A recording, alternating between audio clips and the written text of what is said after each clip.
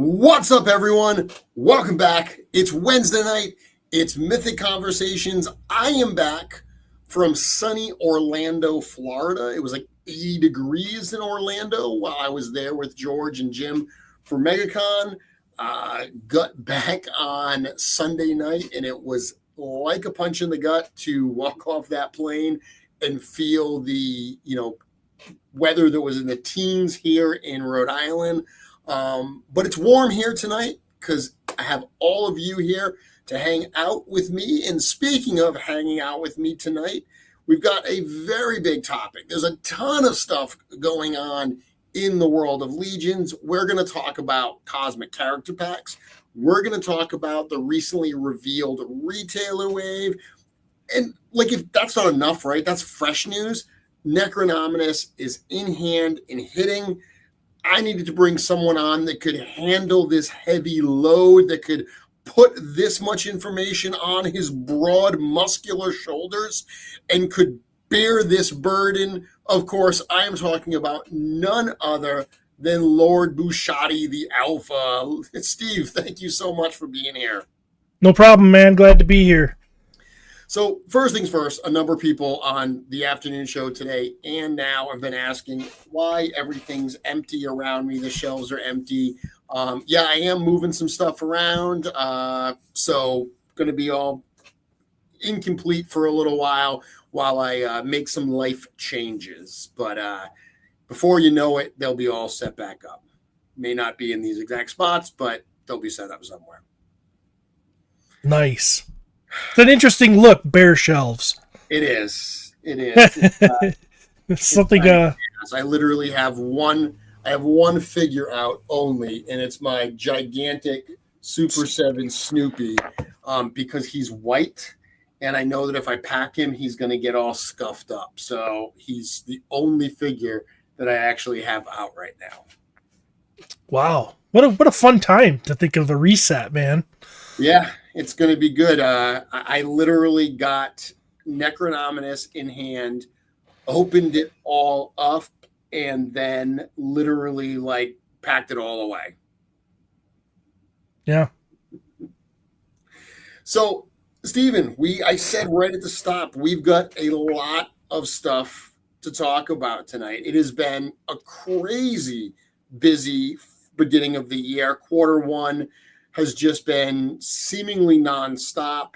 I've said to a bunch of people, this is, I think, indicative of what we're going to start seeing, throughout this year, where we're going to see smaller offerings, but it's not going to be as long that they're available. So instead of a wave like Necronominus, that's really, really expensive, $560 for an all-in direct, and we had a 2.5 month pre-order, we're going to see smaller offerings like, what we're doing right now for the cosmic character packs, but also much smaller windows. I think that is going to be kind of the story of this year, which means we have new stuff to talk about more frequently, which is always a lot of fun, right? That is a lot of fun. It's a lot of fun, and it's hopefully translates to easier on the wallet too. Yeah. I mean, that's part of it too, is, one of the reasons I wanted to bring you on tonight is you have been around since the very beginning of Mythic Legions. And of course, you were collecting Four Horsemen Studio stuff long before that through their work with Mattel and so forth. But, now that we have so much other stuff happening with, not only Mythic, but also Cosmic and Figure Obscura and Infinite Legions coming and all these other things, it's kind of like we realize that not everything is going to be for everybody. When it was just Mythic, it was kind of like, okay, it's a lot of, not the same, but it's all in the same vein. If you're into one wave, you're probably into the next wave. But with all this different variety, I like the fact that we have those different offerings, because we know that if we drop something and it's not for you, you know what? That's cool. The next thing may be for you. But having that variety out there, I think, is allowing us to appeal to a wider audience. Yeah. Yeah, I like it. I know a lot of people. I've heard people say that their favorite thing is figure obscura. Yeah. And yep. I think that's great. But I also kind of feel like, yeah, but now you only get something like 3 or 4 times a year, though. That stinks. But maybe you need to do a figure obscura wave. Well, I mean, there's something special about figure obscura, the way that it gets dropped, and the unpredictability of it. There's still a number of different aspects to it. I mean, obviously, we're going to talk tonight about the retailer wave. The repaints in the retailer wave add a little juice to it. If you look at the fact that there's 4 figures in that wave, in addition to whatever new we drop, it's not necessarily only a couple times a year. But for some people, that is appealing. The fact that there are fewer per year, because it is at the point now where being a full-on Legions completist is absolutely a challenge right now with the amount of stuff we're putting out. Yeah. Yep. For Legion stuff is become, if you're a collector that, like myself, has been very diversified, and I had collected a lot of stuff, and it's really getting pared down now. Mm-hmm. Legions has become a big enough monster where I've made tough decisions, and now Legions keep winning. So that's the way it goes for me. But not everybody's the same. So you just gotta pick what you get. You gotta pick what you can have the space for, more than anything, for me. But oh yeah, I mean, space and budget for sure. And I'll meet people, like even this weekend at MegaCon, you meet people and they almost want to apologize for not buying a certain thing. They're like, yeah, that one didn't really do it for me. And like, they feel bad. And it's like, that never bothers me. I'd rather, what bothers me is when, people basically like say like, this is stupid, you shouldn't have done this sucks, or whatever. Like that kind of negativity. Curtis always says, don't yuck someone else's yum. If someone's just like, yeah, it's cool, it's just not my thing, I never have a problem with that. And it's like I said before, if you don't like what we just dropped, just wait. We're going to drop something else soon. Hopefully that will be more up your alley. And hopefully there's enough that we're putting out that, you'll find something that appeals to you. But at the same time, we're going to talk right now about the cosmic character packs. And, one of the things I loved about those packs is seeing people discover figures that they had passed on because of the character packs. For instance, I remember seeing a comment of someone that skipped the Kragnar figure. So Kragnar is, obviously the big ogre scale reptilian character, 4 arms from Cosmic Legions 1. And there's, there were some people that, it just wasn't for them. They might have, they might not have really super been into Cosmic, or that particular figure didn't do it for them. But when we dropped the Dragosair head and tail, a number of people, I read comments saying, I had skipped this figure, but now I'm going to pick it up. So sure, even stuff like that, it's fun to breathe new life into characters with new parts like that. Yeah, I could totally see somebody not being into the original Alien, figure, but then this just changing everything for them, because it's more a dragon-ish figure, is it's more recognizable to everybody, and boom, I could just, so cool looking. Same thing with the snakeheads. The snakeheads, I think, are another one that, a number of people that may have passed on the Thygar figure, but the Ninians, those snakeheads, were so popular that to be able to just pop those on to those figures, that was an easy win for a number of people. I haven't had a chance to talk to you about this. Were you surprised by the drop of these cosmic character packs. Absolutely. This is something I never saw coming. Didn't expect it at all. And, took me a second to wrap my brain around what you guys were doing, to be honest, for like what, but it's genius, really. Yeah. Well, thank you first off, but that was the idea here. And when I was on with Eric and Eric, talking about wanting to give people, an excuse to grab some of these figures they may have passed on, or even people that do have some of these figures, giving them a way to get extras and build them out and create new kinds of characters. I kind of didn't realize that at first, that with Mythic, we got so many figures right out of the gate. I think it's crazy to think that wave 1 was 34 figures. Yeah. And even though it was a lot of variety, it was a lot of sameness. There were multiple skeletons, multiple dwarves, multiple of almost knights. So right out of the gate, we had a lot of popping and swapping and all that stuff, where Cosmic, all those early characters were so distinct in their own right that you didn't have as much popping and swapping. A lot more customizing, because I think that's the difference, right? Cosmic 1 drops in the customizing community is full swing, not like it was, that wasn't around with Mythic 1, but not everyone's, a painter like Lord Steven. Not everyone's going to get a Wolf King sculpt and paint it up to put on Thygar. Some people just want to grab an existing head like one of these snakes and pop it on their figure. Yeah, for sure. For sure.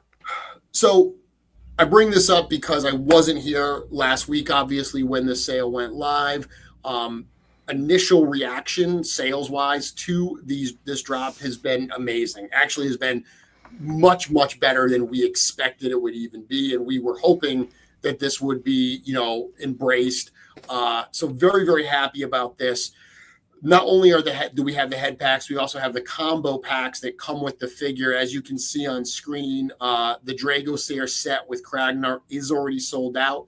There's a couple of those left that are part of the full team sets, but even those are going fast and probably not going to last much longer.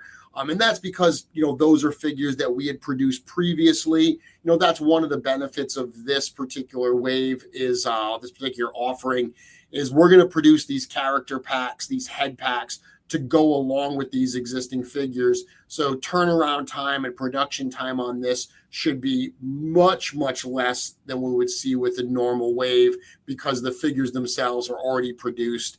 And once the head packs are in, they'll ship out together. Awesome. So this pre-order goes on for just over another week. This ends not this coming Sunday, next Sunday, the 23rd.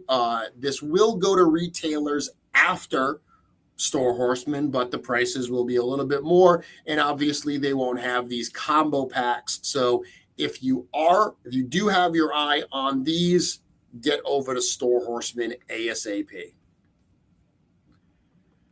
Now, other news, Stephen, last week we started dropping information and some teases on the 2025 Retailer Appreciation Wave. This is something we've done for the last 3 years, and I know that I really enjoy this part of the year, being able to, do a second pass on the figures and then surprise some people with a Mythic and the Cosmic.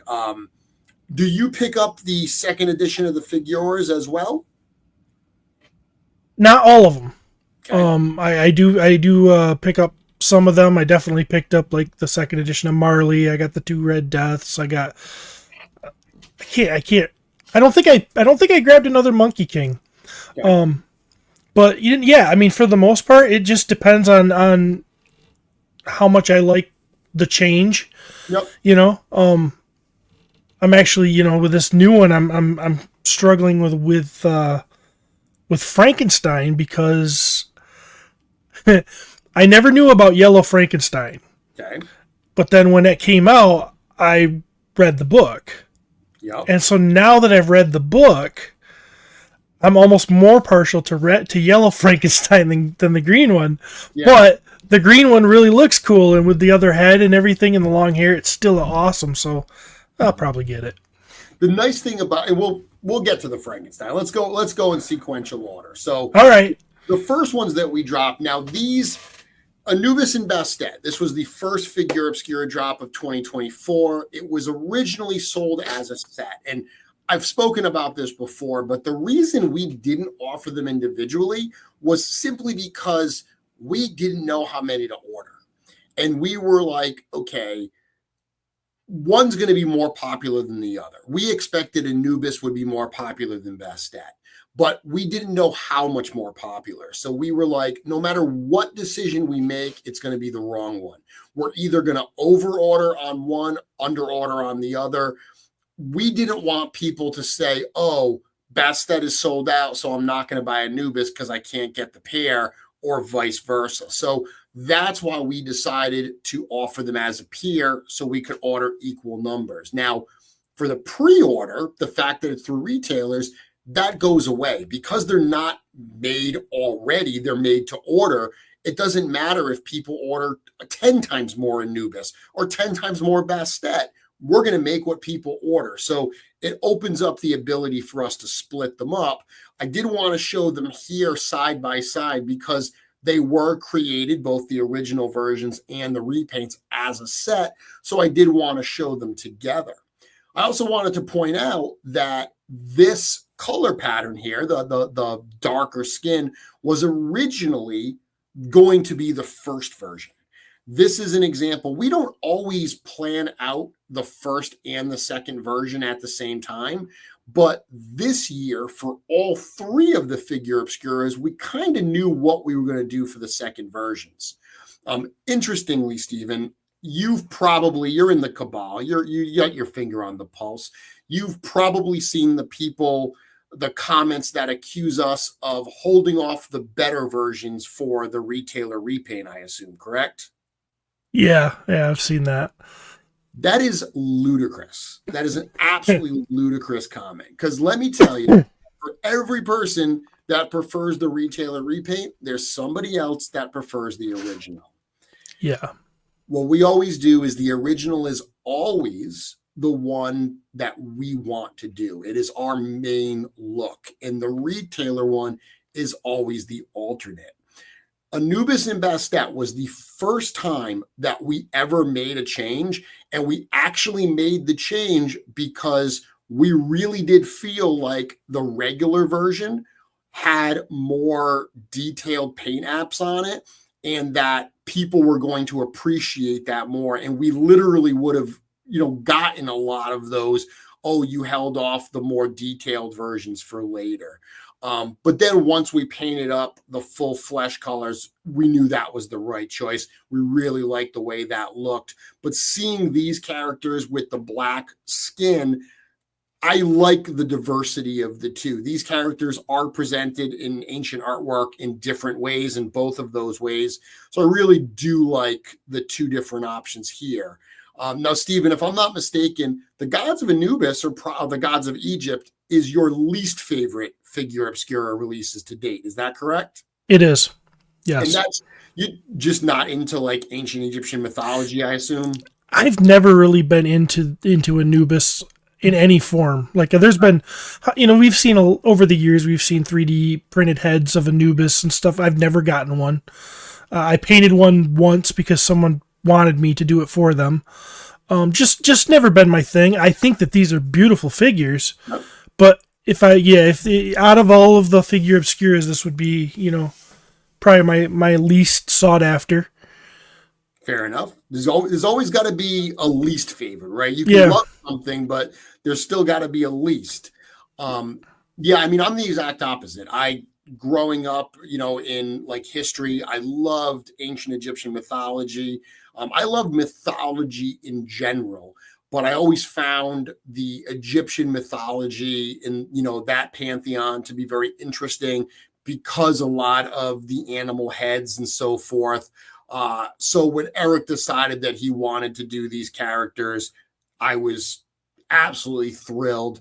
And I do love both versions of it. I mean, I think that all this loadout for all these pieces is absolutely incredible. And I love, Totally. you know, the original Bastet, the wood grain kind of paint on the Anderson Gayer cat. I loved that. And now we see that same wood grain kind of carried through into those little stands that the antiquities go on to. Little change like that, I think, is really cool. I love the way that the canopic jars are painted and the Anubis shrine. It's just some cool changes that I think really do breathe some new life into these two figures. Totally. There are very few second retailer versions that I think are better than the original with Figure Obscura. This might be my least favorite, but this is one where I think that this version is better than the first. Okay. I was thinking about this the other day based on that question of second versions being better than the first one.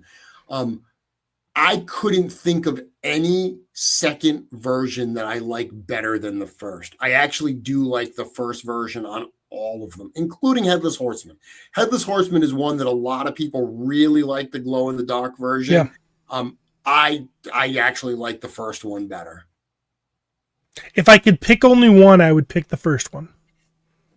As cool as I think that the second one is. Yeah.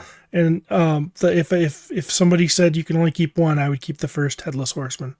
Fair enough. The other contender is, and I go back and forth of this, is the two Marleys. I don't know which. One day I might think the first one is better. The second day I might think the other one is.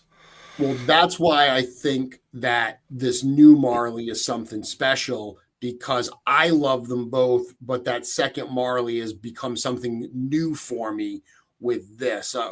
It's going to stop what we're doing. We got a super chat here from Curtis. Curtis says, sometimes I think I convince myself that the second version is better so I can buy another toy and justify customizing the first one. Curtis, you had me at buy a second toy. So yes, whatever you're doing, keep it up, please. Bastet, again, very, very similar here. I mean, one thing that's nice too is this isn't only a color change, and it's interesting because I knew there were going to be black skin. I thought that the wraps and the soft goods were going to remain the same. So when I saw the blue on Anubis and the reds on Bastet, I was delighted with those changes that were decided at the studio. Those were changes. I had nothing to do with those changes. So they very much surprised me when I got to see them, and I loved it. It's really great. It's really cool color combos. Yeah. Obviously, both of them, they come with, kind of two looks. So we've got the more, what we call the statue type look that's got the human head and hands. And then we've got the more animal versions that have the, the animal heads, the organic heads, and the animal feet and tail. So Frankenstein was the second Figure Obscura drop that we did in 2024. And you were talking about this earlier.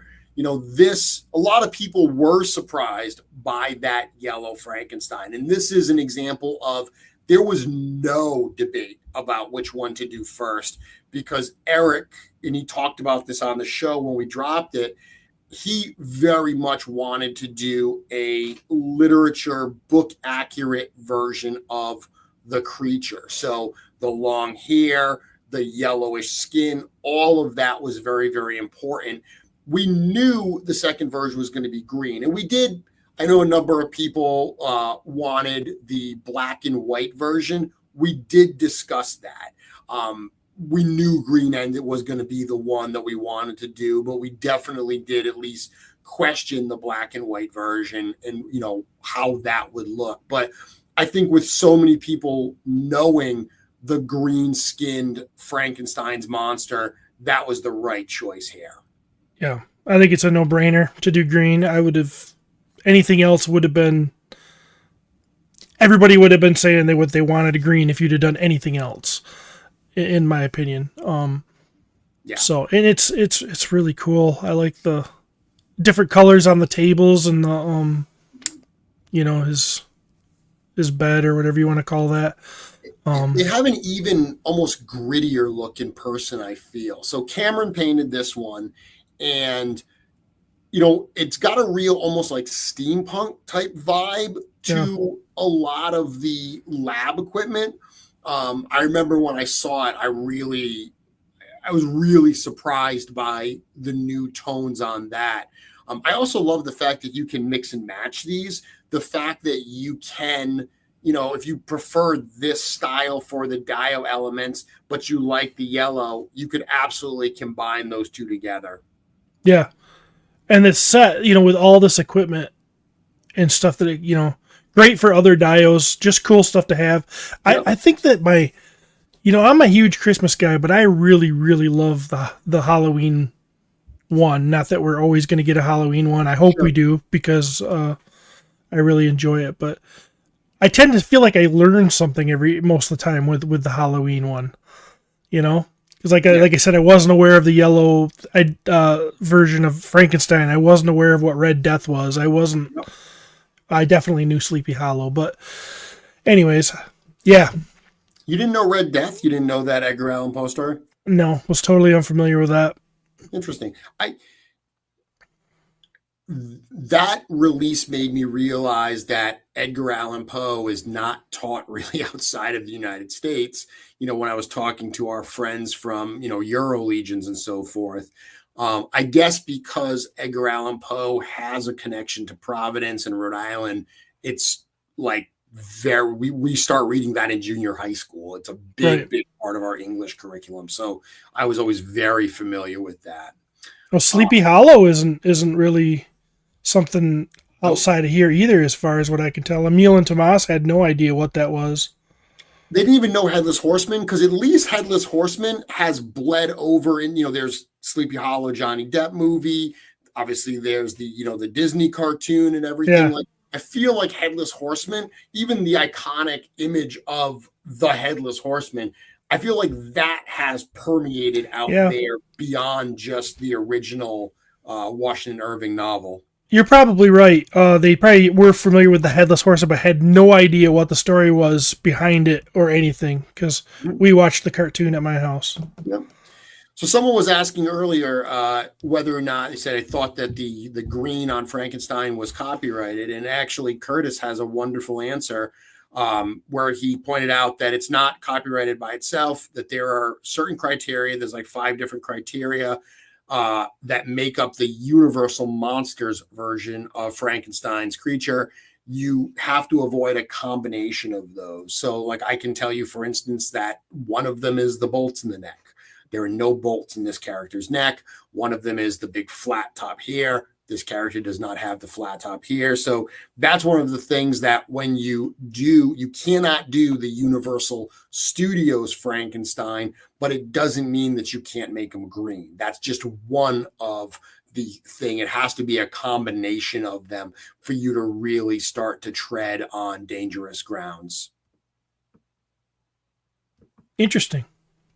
Yeah, that's what it is. There is a combination, and it's unclear how many you can do. So it's just kind of like you kind of have to use your best judgment to see if you're going to be okay. But I mean, this very much stays away from, like I said, there are 2 of the key pieces that are missing from this.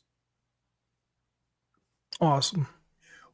So you were talking earlier about you really love the yellow, but you like the green as well. One of the things that I think is actually really cool about this particular figure is the fact that it's got 2 distinct looks right out of the box. The fact that you've got the lab experiment look with the wraps, and you've got the fully robe type look.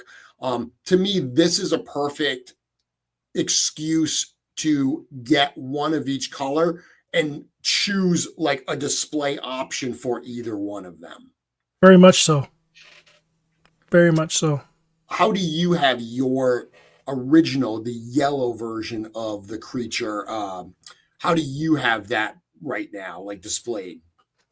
He's displayed with the long hair, the overcoat, the pants, bare feet, and I've got the chains clasped on him, like he's broken free. So if I were to get this one, I would go maybe more naked with the bald head. Bald head, yeah. Yep, fair enough. Mine's the same way. I don't know if I have the bare feet. I think I did still put the boots on, but everything else you mentioned is how I have it as well. I do also have one with like stripped down with the bald head that I'm using, and I painted the eyes, and I use that as a flesh golem because there's actually a Dungeons and Dragons like piece of art of a flesh golem that looks dramatically like Frankenstein, like our figure. So it's a perfect stand-in for a flesh golem, and I have that with my Poxus group. Very fun. Now, this is one that I think we're both excited for here. Yeah. So, yeah. No mistake, we are both huge fans of Charles Dickens' Christmas Carol, huge fans of Christmas in general. This is another one that right out of the gate, we knew what the second version was going to be because of Marley. Like, we knew specifically that we wanted to do the group of ghosts. We did Marley kind of inspired by the Haunted Mansion with those bright blue colors. We wanted to do that for the other ghosts as well, to kind of have like a cool little subset of characters, because these are characters that it was tough to figure out how else we could display them. And the idea of, doing a set of figures that are all part of a story, but all don't necessarily look the same. They're not all painted the same colors. And then doing the repaints that are in the same colors was pretty exciting. I really, really, really love the way that this looks in this blue. What were your thoughts? Because I know you loved the original. What were your thoughts when you saw the repaint? Damn it, I'm going to need a shelf. Because, I'm only guessing here that if we get more of these in the same color, I'm going to want to have them all on a shelf together, which means get both that versions. there's space here. Because I thought that this was great. As soon as I saw it, I knew exactly what you were doing. I was like, oh, I get it right away. Yep. It's really cool looking. I'm going to have it. Now, and this is one where, again, for me, the first version, which is more this layout. So I have my Ghost of Christmas Past with the 4 arms. I do have it with the crown. So she's got this kind of, but I've got the beautiful clean face and everything. So that's the way that I have it. But when I saw this repaint, I loved the fact that I could put it with more of the corpse style face, because when I saw this picture here of the two of them together, like, not only is this going to make a cool subset, but this very much had like a haunted bride and groom type look for me. So very cool. Right out of the gate, I felt like, oh, this doesn't even look like a second version of Marley and the Ghost of Christmas Past to me. This very much looks like something brand new and unique. It does. It looks super cool. Do you have the picture with the jaw? Yeah. Yeah, this is what I really like this. This really got me thinking that this is cool. Yeah, that's fun too. And again, the fact that I can tell you that extra head, that wasn't done because of Marley's head. Like, this is a happy accident. When we were working on Ghost of Christmas Past and we were talking about what the bonus item should be, we loved the fact that the Ghost of Christmas Past could be used as a number of other kind of spirits. I've talked about Lady in White, La Llorona, all these different creepy type characters. So Eric did, this totally over the top, like distended jaw type head. And it just so happened that it's a cool match with Marley. They both have those open mouth screaming heads. And to do a picture like this or a display like this is a lot of fun. This is an alternate ending for me. Scrooge doesn't repent, And when he doesn't, all of the ghosts that tried to help him come after him with these horrible, gross faces, and you take him off to hell. I love it. I love it. But yeah, I mean, this right here. So this is how I will display these. I will display these two characters together very much as a corpse bride and groom. A number of people had pointed out they actually posted pictures of corpse bride. The character's name is Emily from that Tim Burton movie. Yeah, I mean, it's got corpse bride vibes to it completely. I saw some people refer to it as an ice witch. I think it works for a number of different ways. Yeah, it's beautiful. I like the accessories too, like seeing the accessories that it painted in silver, that lamppost. It's just even the little accessory pieces like that. I really like the new treatment on it. It's fun. Definitely one I'll be picking up. This is one I'm very, very excited for this one. So that's the Figure Obscura. So, that took us, we dropped this one on Monday, and a number of people, because the Figure Obscuras, people, kind of expected, especially once we started, okay, they're going to give us repaints of the Figure Obscuras. We've done it for every other Figure Obscura. Pretty safe bet. But there was a lot of speculation whether we were going to get anything beyond that. Are we going to get a mythic? Are we going to get a cosmic? Are we going to be like last year where we get one of each? And of course, it was like last year, we got one of each, starting with the Tusk Phantom Trooper. Now, this, I have to imagine, is a figure that you're pretty excited for. Yeah, this is awesome. I like this a lot. I love it when you just glance and it takes your brain a millisecond to process what it is, and this is well done. Super cool to have a homage to Horde Trooper. Didn't see that coming. So this is one, I'll give a little background on this, because the truth of this figure, Stephen, is this has been sitting around for a while. This figure has been sitting around.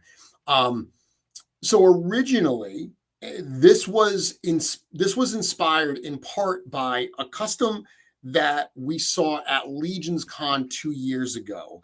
A gentleman named Paul Stewart from Future Past Customs. 2 years ago, he was in the small room, and he had actually a lot of Motu tributes there. He had like the Stridor, using an Equidron. Do you remember that table? I think I do. He also had the giant the thing from Fantasia, like the giant mountain with all the... Yes. So he had done a Horde Trooper custom that was mythic. Like, it actually used the Baron Voligar chest plate of... it's got a Lithia there, so he used that, and that was painted the red. And what he did was he actually used the helmet from the Deluxe Gladiator Legion builder and painted that, and it was perfect. But he had to cut the collar off of the helmet for it to work, sure, for it to fit in. So it was one of those things where, as cool as it looked, because he had it inside of a Mythic Legion's neck collar, and it sat down nice and low, and it looks perfect. But it's one of those examples where, as a custom, it was spot on, but I can't execute it because he actually trimmed an existing piece. But just the colors he used and everything made me think I'd love to see a Horde Trooper using Tusk parts. So that was kind of the inspiration. And this is actually the first, it's tough calling them PowerCon debut figures because this has nothing to do with PowerCon, but it's part of that subset of figures that began as PowerCon debuts. Yeah. So this is the first one that I actually got to design, and this one was originally supposed to be part of Ox Crew Wave 2, so Ox Crew Harrow Zone. Originally, that wave was going to include both the Anthopheles custom that David Williams did, the one that's inspired by his custom, and it was going to include this trooper. But when PowerCon canceled last year and they weren't going to do a show, we didn't feel right doing 2 PowerCon figures in a wave of like 7 figures. We were like, that feels weird. Even right now, the fact that I want to call this a PowerCon debut, but I have to acknowledge, there is no PowerCon. It's a weird kind of world we're navigating with these. Sure. So long story short, we didn't feel right putting it in that wave. So we kind of just backburnered it until we could find a place to release it. And secretly, I've been terrified that someone's going to get to it first. I was terrified that one of the customizers was going to see these parts and realize they could execute this and was going to actually pull it off. And thankfully, I haven't seen anybody do it, this combination of parts. So to be able to get this out into this wave was pretty darn exciting. That's super cool. It's funny. I'm a huge Masters of the Universe fan, as many people know.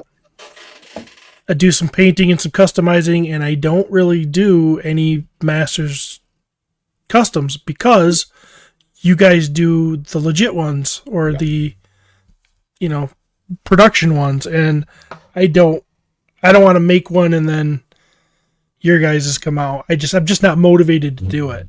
Yeah. So I always have a lot of fun when these come, seeing how you guys pulled it off, and he's going to be fantastic. Yeah. Him and, of course, Buzz Off can't think of his mythic name, but or his cosmic name. Yeah, Anthopheles. Yeah. Another example, I think, I really love the way the cosmic parts work for this subset of figures. I just think it opens up so many doors. So this was one. So I came up with the original kind of combination of parts. Of course, Joe Vastapolo pulled all the pieces and did kind of a proof of concept to make sure that everything went together. One thing I loved is how those shapes on the chest could be painted to kind of almost have that bat-like shape to them. Yeah. For sure. It's not a bat, of course, but I really like that. So this was a project that we actually sent to Eric Miller. So Eric Miller painted this prototype. And I say all the time that everything we release is a team effort. Everyone who gets their hands on any of our pieces in those early stages contribute to it. When Eric got this, like the visors that we see on these 2 heads, we didn't really have a color in mind for those. They were going to probably just be black. And he had suggested, we don't have any red visors, just doing like a very cool kind of opaque red would be neat. And we said, yeah, good, try it out, see how it looks. And he ran with it. And I really, really do dig how those came out. Looking at this here, these different builds, obviously there's the one in the middle. We're not showing the one with the yellow eye on it specifically, but that one very much looks like kind of the tribute. But the fact of these 3 characters side by side, I just think this makes them 3 really cool Tusk Troopers.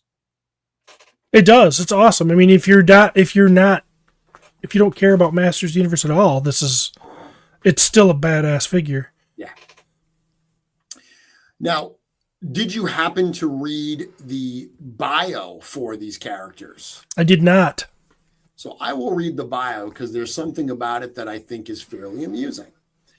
So it says, while the Traders Union of the 5 Circles of Karsmarium maintains numerous facilities throughout the universe, their primary headquarters are located in Mesmos as part of the high economic district of the Third Ring.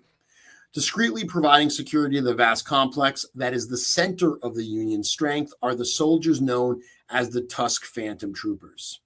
Despite the fact that the Traders Union officially maintains that the Phantom Troopers do not exist, there are countless records of these coldly efficient soldiers in action. Rumor has it that their ranks are comprised of both organic soldiers in heavy armor, as well as fully mechanized drones outfitted with the same gear. Completely indistinguishable from each other, the organic soldiers provide strategic direction as unit commanders, using the mechanical troopers to quickly and violently quell any threats to the Tux complex. So I like the fact that the Traders Union maintains that they do not exist, as a fun nod to the fact that these characters are not canon. Yes, that's very good. I actually think it's pretty cool to say that there's, actual living ones and non-living ones in there. Yeah, that was a nod to actual Horde troopers, to the fact that they're robots and stuff. And, yeah.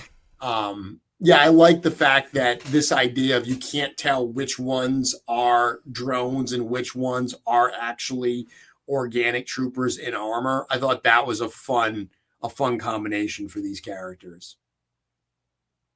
Yeah.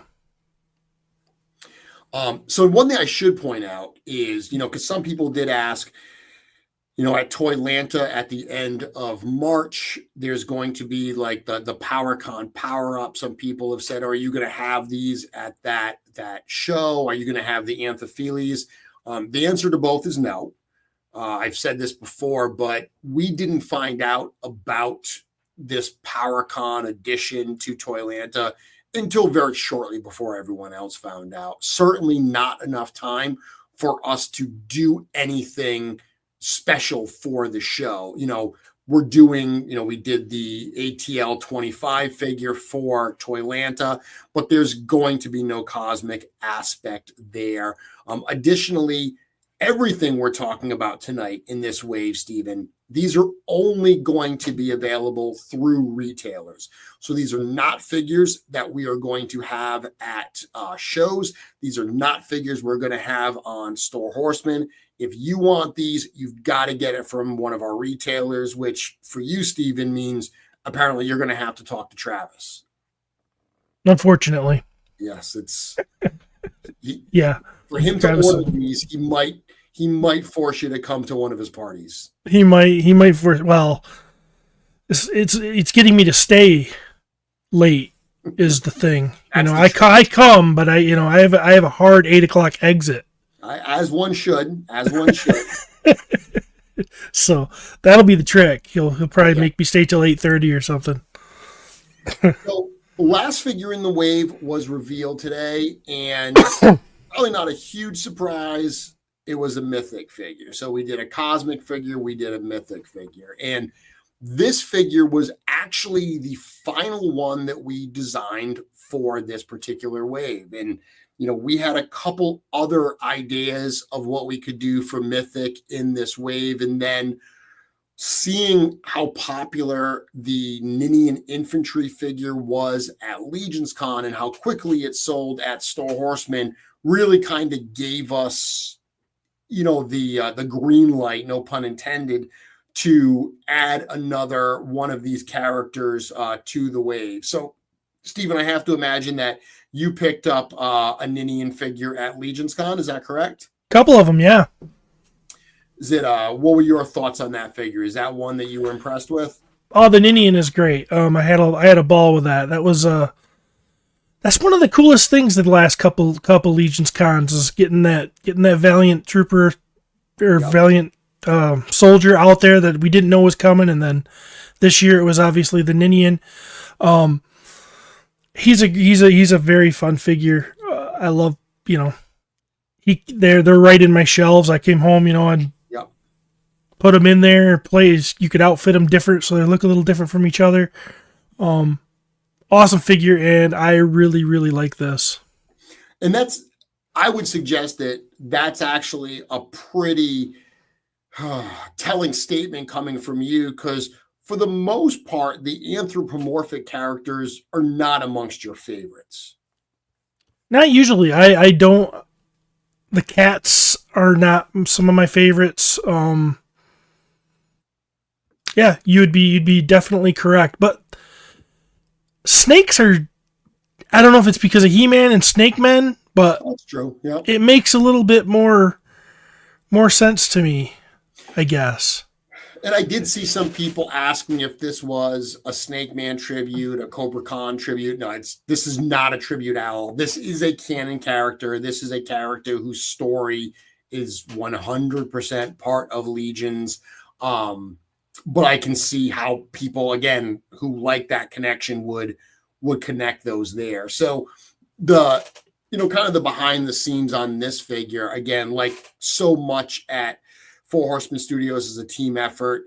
When we decided that we wanted to do, a Quaddle figure, one of the Snake Men, Eric immediately wanted this color scheme. Like this was a color scheme that he had considered previously and didn't use. So immediately for this one, he wanted to do this kind of like greenish with some yellow highlights on like the front. That was immediately the color palette that he wanted to use. So in thinking about that, I was the one that suggested, well, I think it'd be cool to make it a druid. A druid would be a lot of fun. We don't have a druid character.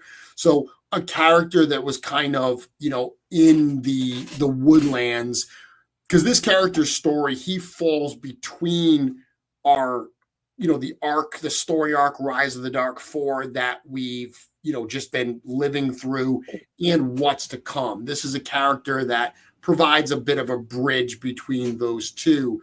So I like the fact of this being a character that had kind of lived out in the wilds and everything for a period of time.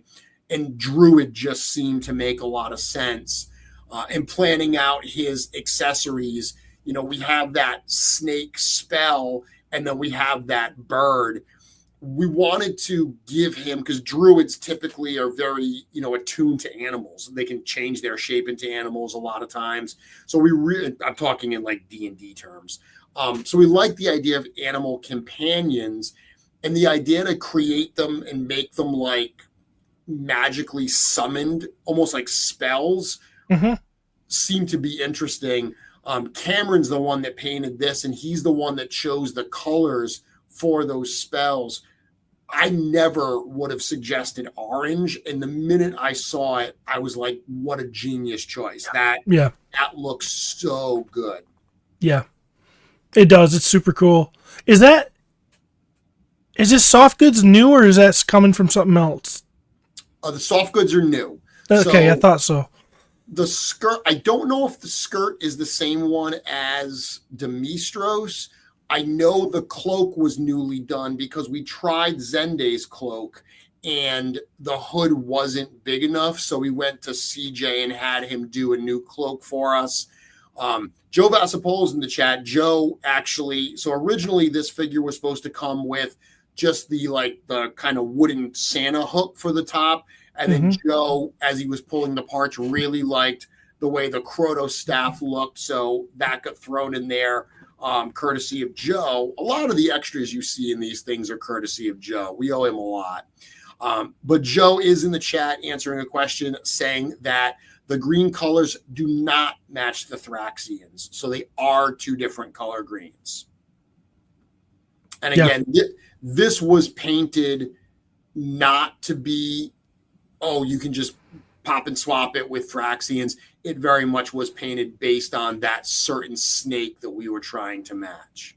That looks really cool. With the hood Joe is actually saying the soft goods are not really new. I know at least that CJ did some tailoring in that hood. It's a really cool hood. It's a really cool cape and hood combo. And he says it is a Demistro skirt. So it's an altar cape with a hood revision. That's what he's saying. Collector Kid, no, this character is not based in the First Age. It's actually between the two, and I'll read his bio as well. The Quaddle Druid Vernalis Ardenscale emerges from the deep wilds of the realm at a time of great transition for Mythos. A powerful conjurer with the ability to materialize beasts of pure magical energy, Vernalis has quietly watched the happenings of the realm for an age, and he counsels the heroes of Mythos as they suddenly grapple with new threats to their peaceful existence. Although extremely powerful and wise, Vernalis retains his bipedal form as part of his belief that he still has much to learn and an important role to play before he can evolve beyond his current state of being.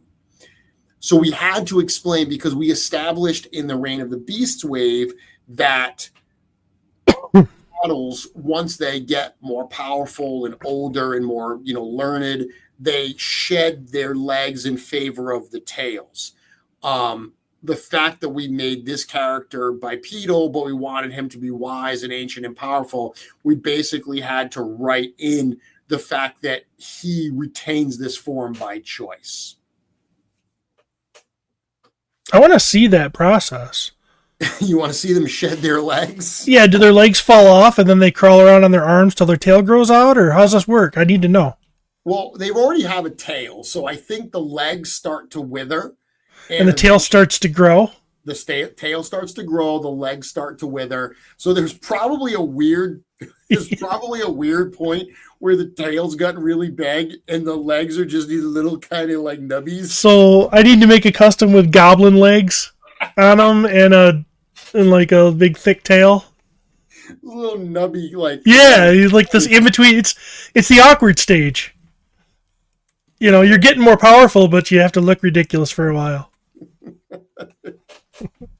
A lot of people asking if this is going to have the new upper torso that has the ab cut or the original one. We're still not sure if the one with the cut is available. It will probably be that one. Someone's asking if Beluolith is the same color as the Ghost of Christmas Past, and Joe is confirming it is different blues.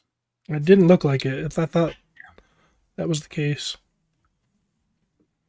But this is one, I love it. You can see that second staff here, again, courtesy of Joe, that he put that in. But again, another figure. A number of people probably, kind of seem to expect that we were going to get another Snake Man. But this is an example, because obviously with the Ninian selling out, you start to say, okay, well, do we reissue that? But, anytime you reissue anything, you make some people happy. You upset other people. The bottom line is we made a lot of Ninians for that drop. So we love doing things that are new. We love adding, new elements to the line. Not only is this, a new character and new colors, it's a new, kind of class with Druid. There's just a lot of value in doing this versus just a straight reissue. Yeah. I really like the green that was chosen for this is just super cool. Yeah.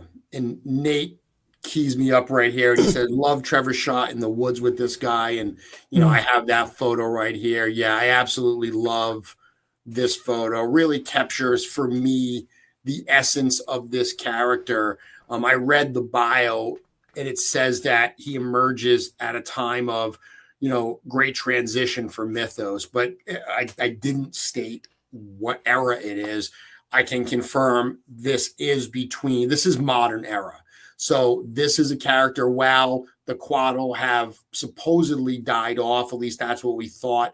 This is a character. This shows us that, nope, they've been around. Some of these characters that we may think are extinct have been around, even if we haven't seen them, or the heroes of Mythos, as we know them, haven't seen them.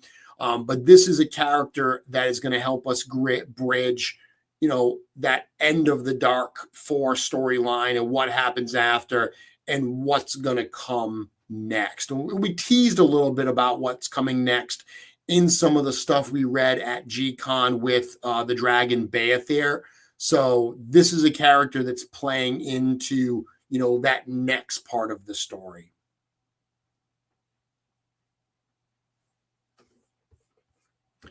So nice. This is the wave we've got, Stephen. This is the 6 figures. Seeing them all lined up like that, this is the first time that I've shown this photo. Really cool, solid little wave with some very nice variety, I think. Yeah, it's great. It's a good, you got fun stuff there, man. It's a good looking bunch. Which ones are you going to be picking up? Horde Trooper for sure. What was that? Horde Trooper. What was that? The agent. I don't remember his name. Oh, Phantom Trooper. Phantom Trooper. I'm bad with the names, especially when I don't have them in hand yet. Phantom Trooper. Okay, Ghost of Christmas Past, of course. Yep. I'm definitely getting our Ninian fellow over there. Probably will get Frankenstein, and it's possible I'll get the Egyptians too. But if I was gonna pass on one, it'd probably be that one. Those would be the ones, which again makes sense. Those are ones that you don't have a stronger connection to from just a character standpoint, and you have the first ones. But there's a chance that you may go all in on this wave, which I love to hear. Yeah, for sure. So once again, before we move on, Stephen, this goes for sale this Friday, which is Valentine's Day. What better day to show our retailers and our fans how much we love them than to drop a wave on Valentine's Day?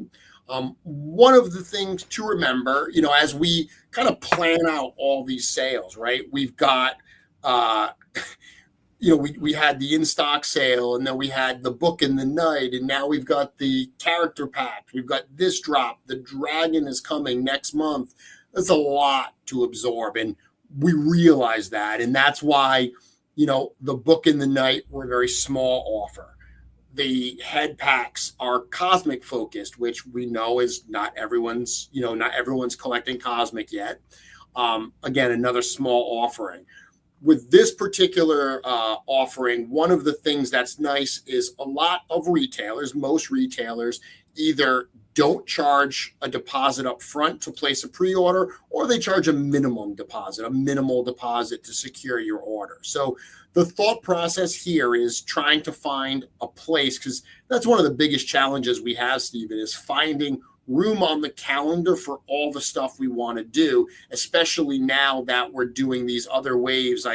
Someone said earlier, I kind of starred this comment where someone said, hoping to see some Infinite Legions and Legacies of Mythos soon. Yeah, we've got stuff brewing for both of those.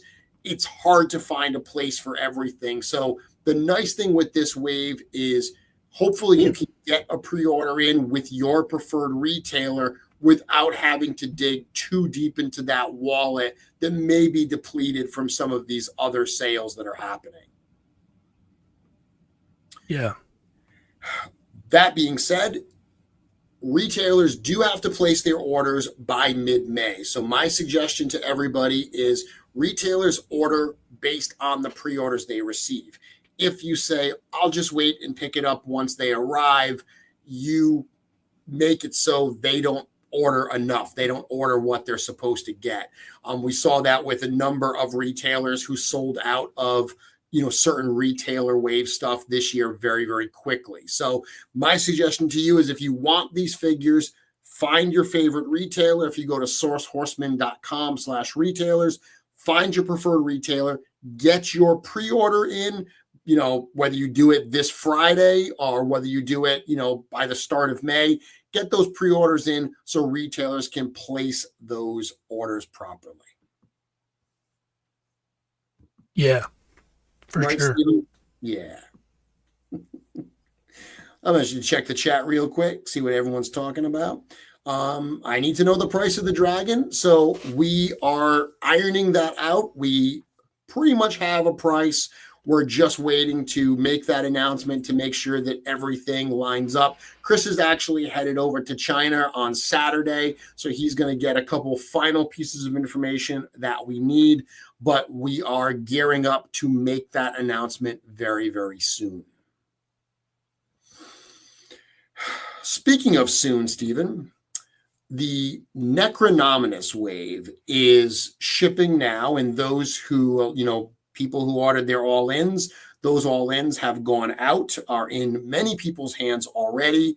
The rest of the wave is been shipping since it arrived a few weeks ago. The warehouse team continues to ship out items every single day. Retailer street date is going to be coming up before the end of the month.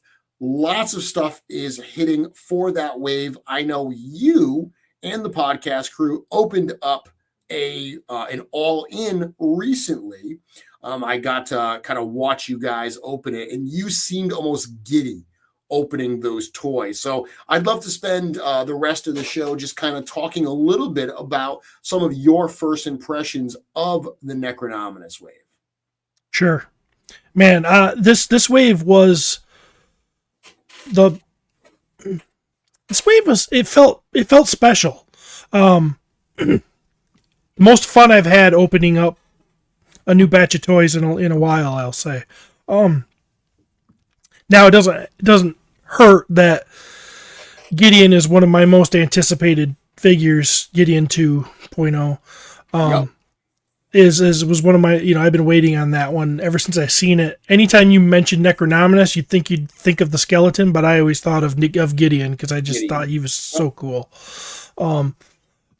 Ironically, that's not who I went to first to open up, but because I kind of was saving him for kind of a grand finale, but I opened him last. Yeah.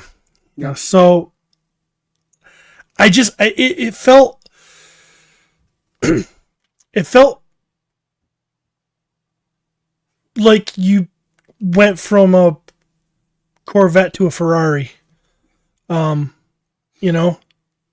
Corvette is really cool and it performs well and we all love it and it's got a place in my heart, but these figures felt like Ferraris to me. Yeah, taking off the company man hat for a second. I mean, I am a longtime fan.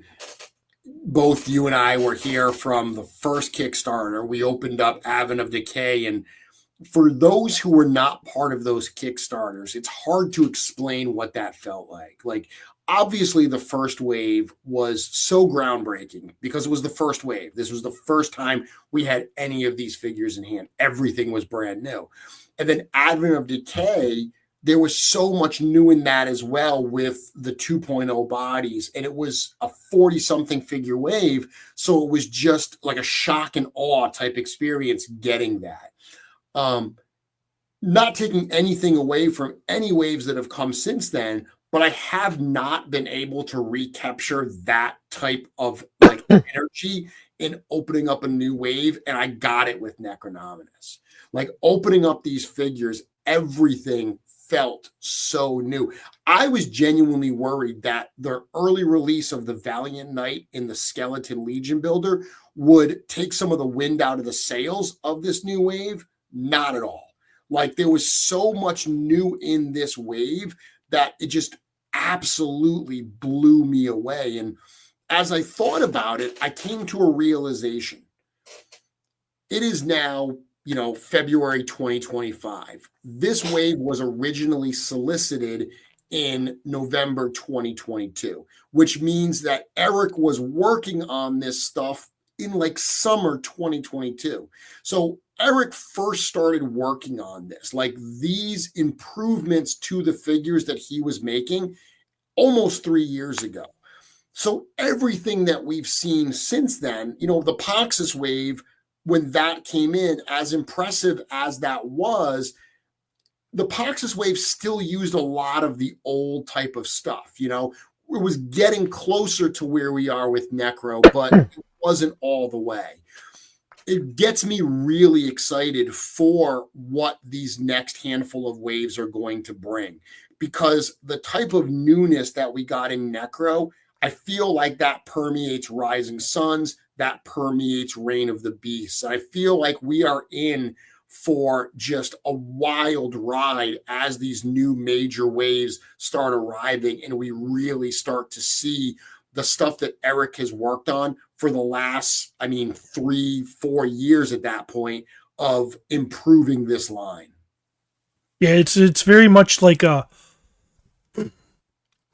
a car releases, it's got its 2024 model and then they come out with a 2025 model. It's not that much different than the previous model. Maybe they tinted a window or something and put a new graphic on the side, and there's maybe a new program for your electronics inside, but it's basically the same car.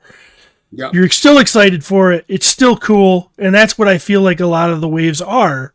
This one was like when they came out with a new model, It's got a new frame on it. It's got a new, it does more things. It's got more bells and whistles. That's what this felt like to me. I felt like, to me, there's 3 points in Mythic Legion's history that felt like big deals. If you exclude the first one, because it was the first. Okay. Advent of Decay, because we got 2.0 figures. Yep. The next one for me is Arethyr.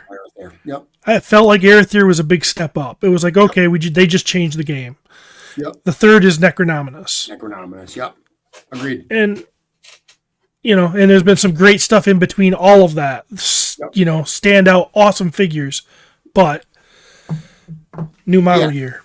And it's weird because I would argue that Alethea is technically a bigger step up than Arethyr, because Alethea introduced leather and the fabric arm pieces, leather boots. Before that, everyone was wearing armor, or they were bare arms. But I agree with you that Arethyr felt like a bigger step forward. I don't know if it was because of the horses. That's the first time we got a horse, or it was because we got one of the Dark Four. That could be it. It's crazy, but I think that the new torso on Magnus Vorthog, the new pieces on Red Shield, like, we had been using the same parts for 1.0 for so many waves that even just those few extra pieces felt like a ton of newness. Yeah. Dorklear. Alethea also introduced CJ doing cloth goods. I mean, that was just the start. Really, we started to see that more with the Poxus wave. I would say Poxus is where he really, really got more heavily involved. And then, of course, Necronominus, their fingerprints are all over that. So I'm looking at some comments here that I just want to read that I love. Actually, a question: will Necronominus be sold at Toylanta? We don't announce in advance what will be at shows, but yes, the plan is that we will have at least some Necronominus figures at the March shows. JG saying, for those who don't have Necronominus figures yet, you're going to be blown away. Alex, retail orders skeletons. I assume you're asking about graveyard skeletons. Those should be arriving very soon, and hopefully will be in hand, street gate before the end of February as well.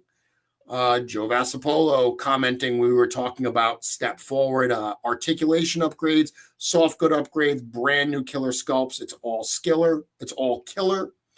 Braku Prime, I've been blown away by this wave, and I've brought a few into work to show other enthusiasts. And then finally, Curtis asking, can you confirm that there are 3 versions of the Necronominus head? Yes, Curtis, I can confirm there are only 3 versions of the head. Steven, did you look under the Necronominus crown piece to see which one you got? We got teeth. You got teeth. Yeah. I have teeth as well.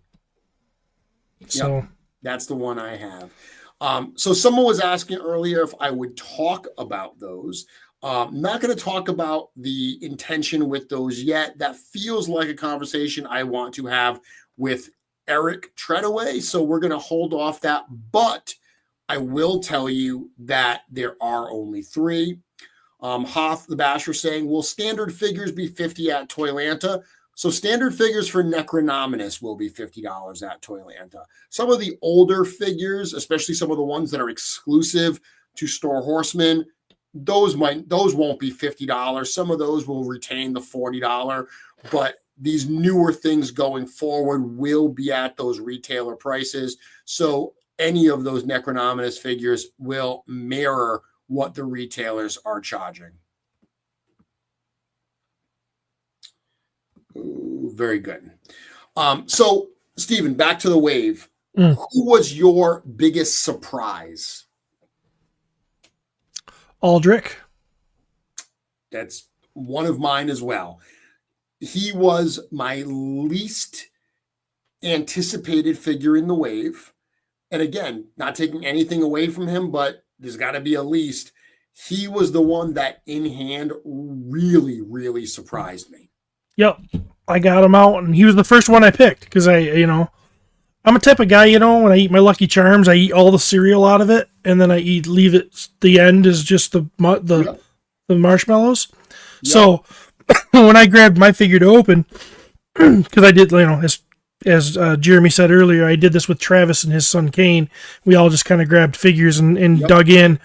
I grabbed a Dalric because I figured, okay, I'm going to start out with the cereal, and once I got him out of the package and got him geared, I think the moment it changed for me is when I put the pauldrons on him. Yeah. I put the pauldrons on him, and I'm like, all right, yeah, I like this. You put that snare and you pose them. Oh. Yeah, it's great. So that was definitely my surprise. Overall, one of my thoughts I had on the wave were when I saw these at Legions Con when they were prototype form, I suspected that they were going to be harder to pose and play with than they are. When you see Baleolith and you see she's got a bird cage hanging off, or a snake cage maybe, hanging off her back, and she's got a dog and she's got a bird on her arm, and I'm like, she's going to be one of those figures that you set and you pose. If you try to do anything funny with her, everything's going to fall off and she's going to fall over. I felt that, Necronominus I thought was going to be that way. Surprising. Poxus. Yeah. Poxus is a figure that looks great, but he's got so much going on that you bump him the wrong way and he gets out of kilter the way you want him. Yeah. Yep. And Alithia. Alithia can be challenging as well. But for the most part, I really am not having any problems posing these or doing whatever. I mean, Baleolith is actually balanced really well with that thing on her back. I don't know how you guys plan for that, if that's even possible to plan for that, or if it's just that it just came out that way. But either way, I was surprised at the ease of playability with a lot of these figures, being that they've gotten so extravagant. So Adaric was a huge surprise for me. I would suggest my other surprise, and Dorklair's in the chat here saying Bishop was his biggest surprise. That figure is impressive. I would suggest that Gideon and Bishop together were one of my biggest surprises, which is interesting because Gideon was one I was very excited for. I knew I was going to like it.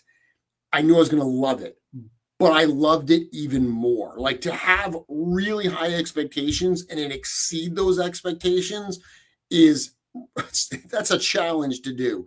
The combination of those two together, I mean, I'm sure you saw the video that we posted of Gideon where he's on the back of Bishop and Bishop's rearing up and everything. He's got the lance. Such an incredible looking pair of figures. So those two figures together absolutely blew me away and surprised me. Yeah, they were worth the wait. I don't think, again, going back to when we saw him in prototype form, I think when they showed us Bishop, which I think was when I was actually up front, they had the old version of Gideon on him. Yep. Because, the new one was a prototype. We couldn't pose the new one to be on. Yeah, so to see the new figure on Bishop and to be able to play around with that was game changing. And, it's very hard because with the way we sat, we were sitting there, we had Gideon on Bishop next to Necronominus on Conobus. And boom, you're going back and forth and you're like, which one of these is more impressive? Because whichever one I'm looking at, I think is the more impressive. But if I had to pick one to take home and I couldn't take the other one, I'm taking Gideon and Bishop. Absolutely. I agree. I absolutely agree. Some other, thoughts that I had about the wave. I mean, top to bottom, I loved every figure. I thought that they were all so impressive. The Undead Builder Pack, I think, was a ton of fun. I only have one all in, and I mentioned I don't have my extras yet, and everything's packed up anyway. So I'm looking forward to getting more of those and combining those. I saw, today, Joe Suter using that skull with the the smoke on a Demistros and immediately was like, that is amazing. That's great. Seeing the ghost parts on Hagnon. Yeah. Great. I saw someone using the zombie parts with Sligor to make, like yes. a zombie. So many pop and swaps there. But as amazing as the potential is for the Undead Builder Pack, I think the Tuberculi is going to be the pop and swap champion to end all. That figure, I mean, I took one home from the pack. You know how we usually do our review wave. Yeah. Well, we haven't divvied them up yet, but I stole one. Play with. I stole one to play with until that time comes. I took the Tuberculi. I mean, everything I'm seeing people post. Billy Bays just did his post where he made his big centaur. I see people using the the neck from Belualith's Chimera and popping that to do a two-headed look. Yes. The idea behind the Tuberculi was exactly this. It was meant to pop and swap. In the bio for the Tuberculi, it says they come in a lot of different forms. That was the intention, that you were going to treat this as a figure kit of parts. Yes. And get multiples and just create all kinds of crazy looking undead Tuberculi to be able to follow Belualith into battle. I look at the Tuberculi as a modulock, basically, of Mythic Legions. 100%. That's a great analogy. That's 100% what the intention was. I remembered Modulock as a kid, and I loved that figure for that reason. The fact that it wasn't like with Lego, right? I loved matching and making crazy stuff with Lego, but it was just me building different things. Modulock was canon. Like, you could make him look like anything, and it was canon. Yeah. That's what I loved that figure for that reason. That kind of playability, sensibility is 100% what was baked into the Tuberculi. That's why he's so fun. He is, absolutely. David Williams pointing out Bishop's bio made him an extra special piece of the wave. That is one of those, there are certain memories I have of the wonderful time I've been able to spend so far with Forest and Studios. And that is one of them. When I read Bishop's bio at the G-Con reveals and people in the crowd were like, the fact that the horse was lame and about to die and Gideon prayed over him and the next morning he was miraculously healed and they've been inseparable ever since. Like, seeing people just like moved by that. I remember that. In that same day, I remember Maxilius and reading his story, because we've talked about the fact that everyone expected Necronominus to be a Grim Reaper, and Necronominus is very much not a Grim Reaper. He's like a Dark Pope. And the idea of making him not a character who kills, but instead raises into this form of undeath, and making Maxilius the actual Reaper. When I read his story as, him being like a force of nature, basically, who mows down whole fields of soldiers, seeing everyone in the crowd just be like, oh my God, that guy is bad. Mm-hmm. Never forget those. Never forget that. It is a great story. All of it's very good. So you should be proud of that stuff. David Williams says, I was in the import listening, tearing up. Any other thoughts about the wave? Anything else that kind of stuck out at you? Any other characters that you want to talk about? Elijah. Elijah is amazing. Yeah, it's amazing step forward for the Templars right there. Yeah, his helmet, the helmet that comes with him is so cool. I love that thing. Mm-hmm. I love the color, the color of his metal or of his armor. And his head sculpt, his face sculpts. I don't know, we all know Eric's a great sculptor, but for some reason, between that face and Gideon's, he just really stepped up the heroic look, man. It's so good. So Gideon. good. I love the fact, so Gideon's the only character in the wave that doesn't come with a skull, only heroic character doesn't come with a skull.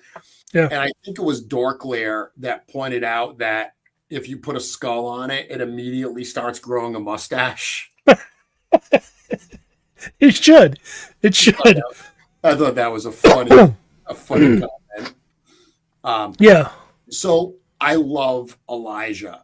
And I was playing with Elijah. Elijah was the first one I opened, right? He's pulled him out of the box, and I was like, I'm going to open this one first.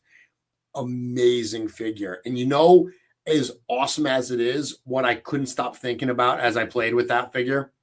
Source.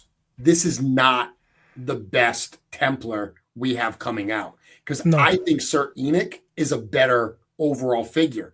Like, it's got the more detailed armor, similar to what Gideon has. It's got the soft goods robe. It's got the Sean Connery face. I was like looking at that saying, like, this is as close to perfection as this figure can get. And there's going to be one that miraculously, I think, is going to hit even harder in a few months. Now, refresh my memory. Is the Templar horse that's coming? Yes. Is that Enoch's horse, or is that? It is Enoch's horse. Okay. So Deacon is Enoch's horse, but it's also meant to be like, that's what all the emissary horses look like. Right. So the idea here is you can get multiple of that horse. I mean, I think one of the great things about Deacon is it's a Balius underneath it. So if you still need a Balius, get yourself an extra Deacon. When it comes in, pull off the soft goods and stuff. I can't think of the name of the great Boreas. Buy a Boreas, put all that stuff on Boreas, or buy an extra. I mean, even if you buy an extra Bishop and put it on that, all those parts are meant to be interchangeable. I was thinking about buying an extra Bishop. Well, I think I will have an extra Bishop, and using the white horse with the Templar armor to be, to be Elijah's horse. There you go. That was the idea. The idea was to remove those soft goods and armor from the Templar horse and just put it on to other colored horses to be able to, if you want to have a couple Templar emissaries with different colored horses. You can even put it on, one of the sturdier horses too. Yeah, totally. Yep. Yeah, that's why I said using Boreas. If you use Boreas, totally work on that. Definitely got some options there. So much fun. Yeah, and so All-Star 6, unfortunately, that wasn't finished before Chinese New Year. So the factory is just getting back to work now. They're kicking back into that. It was started. They're kicking into production. So as of right now, we're expecting that those should be shipping from China probably at the end of next month. So this is really going to feel like, a 1-2 punch where we're just going to be kind of absorbing all of this Necro, and All-Star 6 is going to be coming in hand. Bring it on. Few questions that I've seen here. Any news on Stavros? So Stavros is on the way to Big Bad Toy Store. I believe they have it listed as arriving in March. Because that is a Big Bad Toy Store figure exclusively, it's going right to them. So we aren't handling those shipments at all. So the latest information would be what they are saying. But that figure is done and on the way. Someone was asking earlier, Alex was saying, come on, Jeremy, you already said before the end of the month, what's the date? I'm not answering the street date because I think it's funny. We want to make sure that we have everything. We still don't have all of the figures in stock. So not all of the containers have arrived. The date that we are working with should still work, but things happen. There are times where something gets delayed. I don't want to announce a date today and us have to move it back by a couple of days. As soon as we know everything is going to be in hand, we will announce that date. But again, at least I can say it's before the end of February. Right? There we go. Steven, Yeah. coming up on 9 o'clock. I'm looking forward to seeing you actually in a few weeks. We Yeah. are going to be together at MesquiCon, my second visit to your hometown. Yeah. MesquiCon's going to be fun. Not only am I going to get to see Jeremy and Jim, I'm going to get to see a whole bunch of Yeah. Legionnaires. We've got fun stuff at MesquiCon, but for this crowd, you're going to want to come in the back row. We're calling it Legion's Row. There's all Legion stuff in the back. Yep. Travis will be there doing a street team thing, having his own booth. I'll be there with painted parts for sale and whatnot. And there's going to be a lot of guys, a lot of people, other people there peddling their Legion's wares. So, if you're within striking distance to drive here, we've even got some people flying in. That's crazy to me, to little old Muskegon to do this. So it's going to be a fun year. I like MesquiCon a lot. Curtis last year made it. He was pretty vocal about being excited for me being able to go and not have to work. And that's exactly what I tried to do. And Curtis was spot on. Like I was able to be a little more accessible. I was able to enjoy it in a different way because I didn't have to be, running the table or running a presentation or running a show. Like, so it was really kind of a breath of fresh air for me to be able to go out there and engage in a different way. So I'm very much looking forward to that. March in general is just a great, busy month, starting with ZoloCon. So ZoloCon is the first weekend of March. That's always one of my favorite shows. Very special show for me because 3 years ago, so I'm coming up, March 1st will be my 3-year anniversary full time with Four Horsemen Studios. I've been there for about 6 years altogether. That tracks, right? About 6 years, because I came on your show for the first time and then you got me the job at Four Horsemen Studios. That's right. I've heard you tell this story about how I owe my professional career to, not to the podcast, but to you specifically. Well, I think if this is your way of saying thank you, it is. You're welcome. You're welcome. I did name a figure after you. I did make you canon in Mythic Legions. So you did. No, but in all seriousness, ZoloCon, my first full-time week with the studio was ZoloCon. So going out there, being a part of that was a ton of fun. And then we've got MesquiCon, and then I end the month of March in Toylanta, which is from a toy show, probably my favorite toy show that I go to. And then I get to hang out with that whole crew with Big Dub and everything. So again, March is going to be an incredibly exciting month for me, and can't wait to see you at MesquiCon. Yeah, and last year you gave us a preview and announced the book. I know. I'm gonna have at MesquiCon. What the heck I'm gonna do at MesquiCon this year? Yeah, because I didn't mention Friday night we've got the Legion's Mythical Midwest meetup that we do, which is it was a ball last year. As much of a train wreck as it was much fun. So yeah, that was fun, and that was so. If you've ever seen me at a show like at Legion's Con, I get asked by so many people at Legion's Con if they can buy me a drink. And I very much appreciate it, but I've told this before, I cannot drink at Legion's Con. I way too much to do. I'm at the age where if I have a drink, I'm going to fall asleep.